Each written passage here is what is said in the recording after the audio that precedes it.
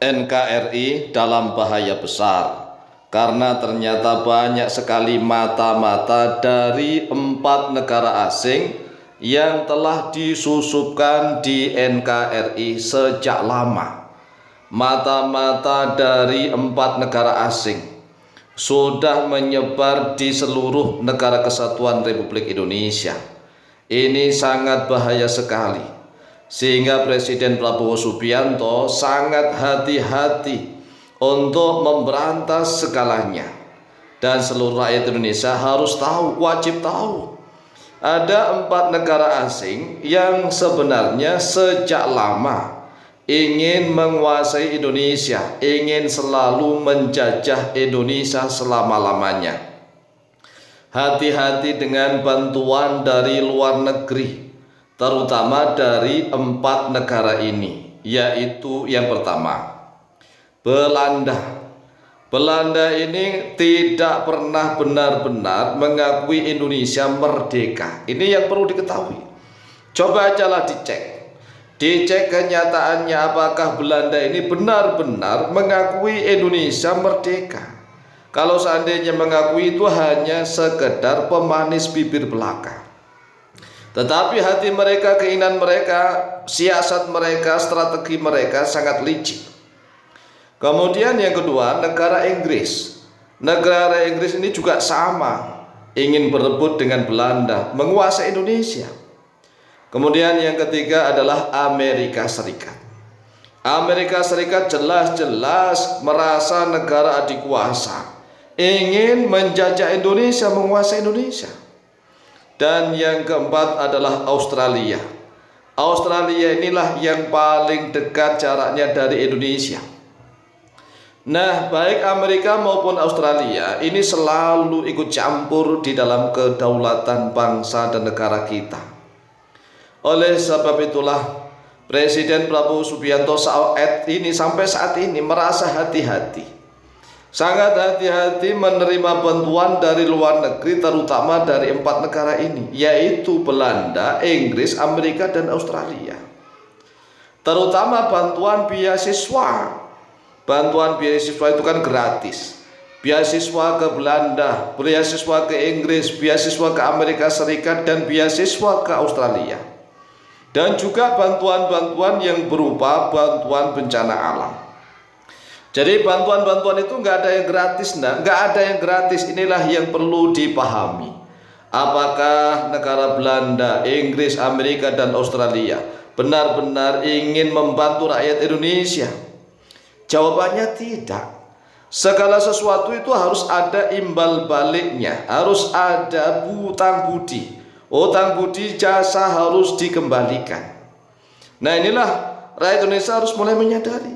Sekarang pertanyaannya, sudah berapa banyak sarjana-sarjana asli pribumi asli, dan juga para sarjana yang keturunan baik keturunan dari Arab yang ada di Indonesia, keturunan dari Yaman yang ada di Indonesia, dan juga keturunan Cina dan keturunan negara-negara asing yang ada di Indonesia, yang mereka ternyata mendapatkan beasiswa S1, S2, S3 dari Belanda, dari Inggris, Amerika Serikat, dan Australia. Setelah itu mereka kembali ke Indonesia, dan di Indonesia itu ternyata mereka rata-rata menjadi ante-ante asing, mata-mata asing. Karena keempat negara ini sebenarnya masih ingin menjajah Indonesia untuk selama-lamanya. Sejak Jepang menyerah kepada sekutu pada tahun 1945, sebenarnya negara-negara adik kuasa ini ingin menjajah Indonesia. Buktinya agresi militer Belanda itu kan dompleng-dompleng, bonceng-bonceng, nggak ada yang sebenarnya mereka itu tulus. Inilah yang harus disadari oleh seluruh Indonesia.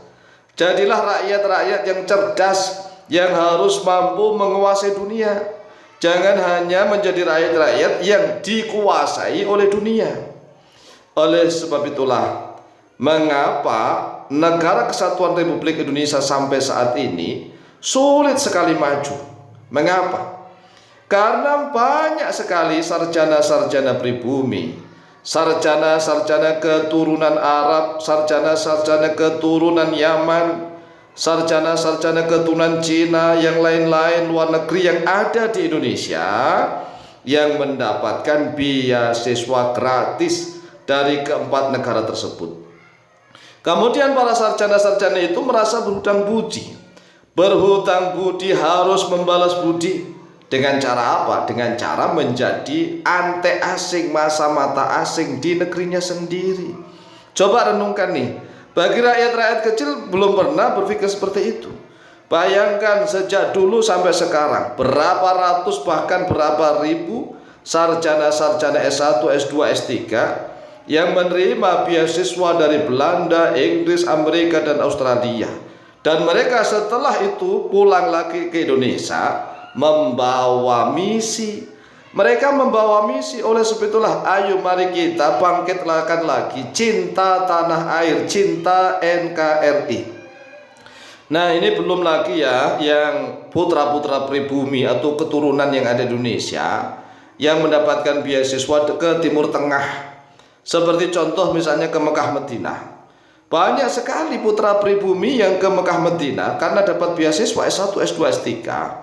Itu setelah kembali ke Indonesia membawa misi ajaran mereka. Ajaran Wahabi contoh. Nah, orang-orang yang tidak mendapatkan beasiswa saja, contohnya yang mereka belajar ke Yaman. Mereka pulang-pulang itu membawa tradisi Yaman. Nah, inilah kita yang sebagai bangsa Indonesia harus mulai merenung, berpikir cerdas dan waras. Kita ini orang pribumi asli, kita harus mencintai negara dan bangsa kita. Jika kita tidak mencintai tanah air kita, lalu siapa lagi yang akan mencintainya? Maka kita harus semakin pintar, semakin cerdas terhadap politik luar negeri. Inilah yang menjadi sebab mengapa Presiden Prabowo Subianto selalu ketar-ketir mengatakan kekuatan asing, ante asing, dan seterusnya. Mereka selama bertahun-tahun menjajah Indonesia, tidak mau pergi. Itulah sebenarnya kata-kata itu kan disyuting oleh wartawan sedunia, sehingga kita sebagai rakyat Indonesia harus bisa menerjemahkan dan memahaminya. Apa maksudnya Presiden Prabowo Subianto ada penjajah-penjajah di Indonesia yang sebenarnya tidak mau pergi? Nah, melalui video yang cukup singkat dan pendek ini, kami Al-Fakir Mu'alim berusaha untuk sedikit membantu menerjemahkan maksud dari Presiden Prabowo Subianto tatkala pidato di beberapa tempat. Oleh sebab itulah silahkan share dan sebar video ini kemana-mana agar semakin banyak rakyat Indonesia yang cerdas, pandai strategi politik luar negeri, agar Indonesia menjadi baldatun thayyibatun wa rabbun ghafur. Amin, amin, amin, Allahumma amin.